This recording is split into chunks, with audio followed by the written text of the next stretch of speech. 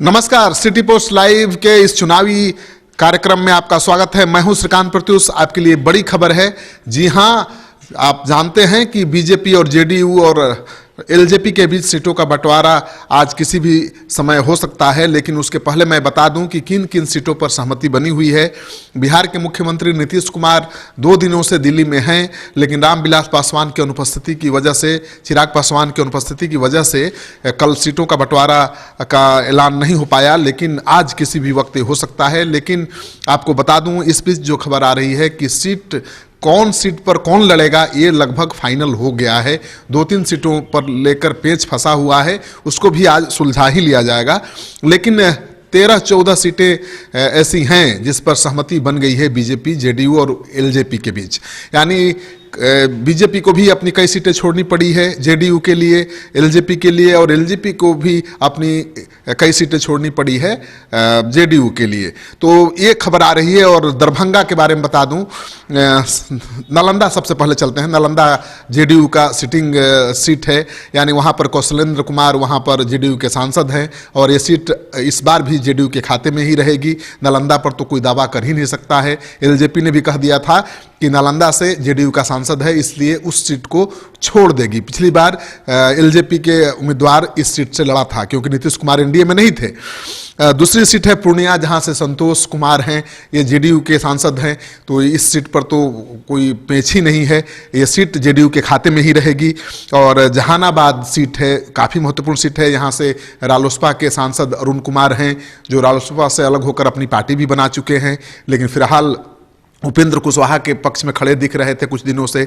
लेकिन अब ये क्या करेंगे, ये सबसे बड़ा सवाल है, क्योंकि उनकी सीट अब चली गई है जेडीयू के खाते में। तो नीतीश कुमार के खिलाफ लगातार मोर्चा खोलते रहे हैं। सबसे बड़ा सवाल कि क्या नीतीश कुमार के साथ हाथ मिलाएंगे चुनाव लड़ने के लिए, या फिर कहाँ से चुनाव लड़ेंगे, किस दल से चुनाव लड़ेंगे, ये सबसे बड़ा सवाल है।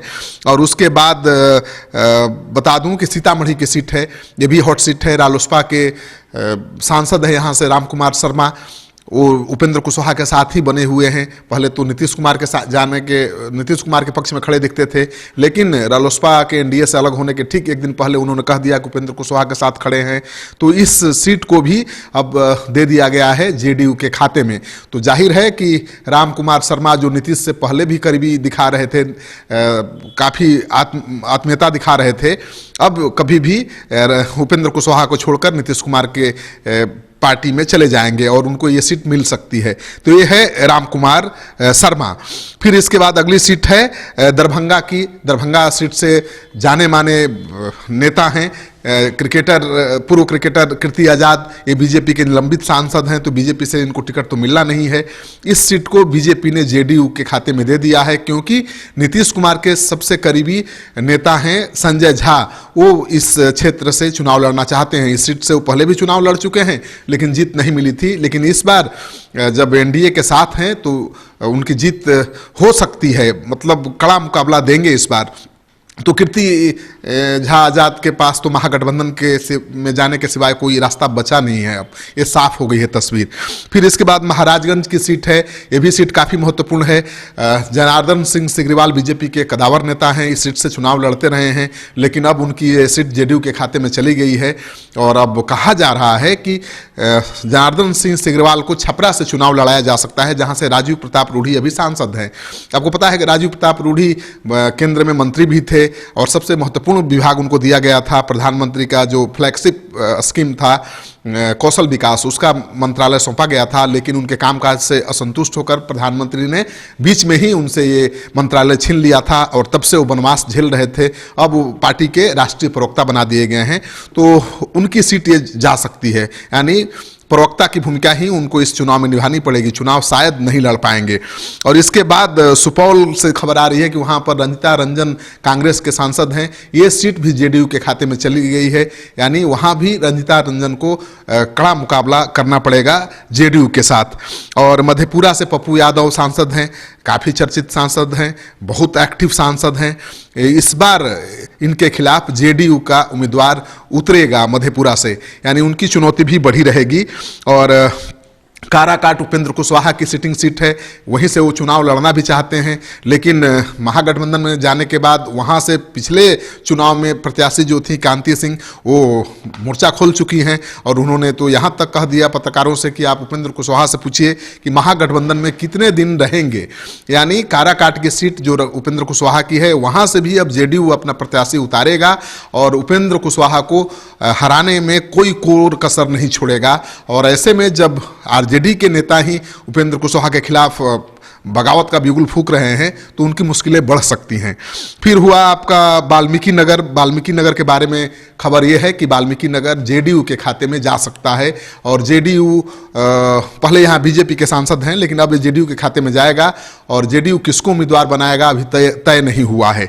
फिर मुंगेर की सीट है, ये भी हाई प्रोफाइल सीट है। यहाँ से बाहुबली पूर्व सांसद सूरजभान की पत्नी बीना देवी सांसद हैं, वो एलजेपी की सांसद हैं, लेकिन इस सीट पर जेडीयू के उम्मीदवार हैं ललन सिंह, जो नीतीश कुमार के बहुत करीबी हैं, उनके मंत्रालय में मंत्री भी हैं, वो चुनाव लड़ना चाहते हैं। और इसी बात को लेकर जेडीयू के खिलाफ, नीतीश कुमार के खिलाफ बीना देवी ने मोर्चा खोल दिया था, लेकिन एलजेपी ने तो संकेत दे दिया है कि यह सीट उसने छोड़ दिया है जेडीयू के लिए। तो जेडीयू के खाते में मुंगेर की सीट चली गई है। अब सवाल ये उठता है कि बीना देवी कहाँ से लड़ेंगी चुनाव, बेगूसराय से लड़ेंगी या कहीं और से लड़ेंगी, उनको सीट मिलेगी भी एलजेपी से या नहीं मिलेगी, ये सबसे बड़ा सवाल है। तो इतनी सीटों पर तो लगभग तय हो गया है कि किस पार्टी का उम्मीदवार इस बार चुनाव मैदान में उतरेगा। 3-4 सीटें और बची हैं, क्योंकि 16 सीटों पर 17 सीटों पर बीजेपी जेडीयू को लड़ना है और कोई दूसरा दल नहीं आया एनडीए में। तब अगर कोई दूसरा दल आ गया तो सीटें घट सकती हैं। तो मानकर चलिए कि 14 सीटों पर सहमति बन गई है कि कौन कहां लड़ेगा। अब देखिए चुनावी नतीजे क्या आते हैं, क्योंकि महागठबंधन भी मजबूत हो गया है, एनडीए पहले से कमजोर हुआ है, लेकिन एनडीए के पास इस बार नीतीश कुमार हैं। नीतीश कुमार जब भी एनडीए के साथ रहे हैं, एनडीए को सफलता मिली है। अब देखने वाली बात होगी कि क्या अपने पुराने रिकॉर्ड को नीतीश कुमार दोहरा पाते हैं, क्योंकि बिहार एनडीए का चेहरा वही होंगे और उनको ही अपना पोस्टर बॉय बनाकर बीजेपी बिहार के चुनाव में उबरने की कोशिश करेगी। आपको ये कार्यक्रम अच्छा लगे तो दोस्तों के साथ जरूर शेयर करिए। अगर आपने हमारे यूट्यूब चैनल को अब तक सब्सक्राइब नहीं किया है तो कर लीजिए। लगातार हम आपके लिए चुनावी अपडेट्स लाते रहेंगे। नमस्कार।